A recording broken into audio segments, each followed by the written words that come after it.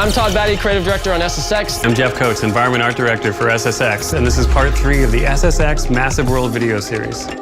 Africa is the environment that we probably take the most creative liberties with. You know, we looked at Kilimanjaro, a big frozen volcano with one of the most iconic craters in the world, the Kivu crater right at the summit, and we decided in true SSX style, we should just go ahead and create all of our courses inside that frozen volcano. It's multiple paths down there, it's really dark, you're going to need your headlamp, and you're going to have to watch where you're going because there's lava bubbling out through the crevasses everywhere.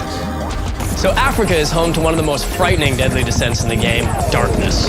Here we're going to drop you literally into a completely black cavern where you're going to try to navigate your way down to the bottom, armed with nothing more than a headlamp attached to your head to help light the way. It is truly a harrowing gameplay experience. We think players are going to love it. So next, let's move on to the Rockies. So the Rockies are definitely one of the most lush environments on our game. The maps are littered with giant Douglas firs, and there are trees scattered across all the courses in this region. It's got a train wreck section where you're actually going to be able to grind up onto the rail cars. It's also got a lot of power lines in it. If you can find the line, you can actually use the power cables as a rail. So the deadly descent here, no surprise, is called trees. So what we decided to do is take, a typical SSX course, and then we absolutely jammed it full of trees all in the main riding path. Added another wrinkle to that, we decreased the visibility significantly. It's really fun, it's really fast. Good luck with that one.